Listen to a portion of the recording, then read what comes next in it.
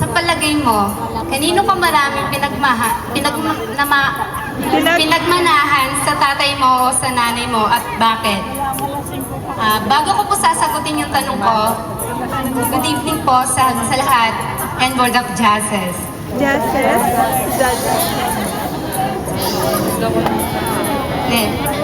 Bago pa lang ikananganak, ang isang tao ay may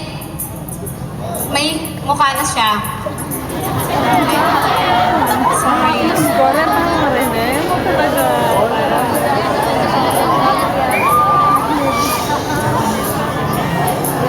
Naninervisan na kaya? Hindi pa kaya talaga dito. Para po sa akin, nagmana po ako sa aking nanay. Dahil una sa lahat, siya po ang nag-aruga sa amin at nagbalaki. Siya po ang nagluwal at yun lang po. Maraming salamat po.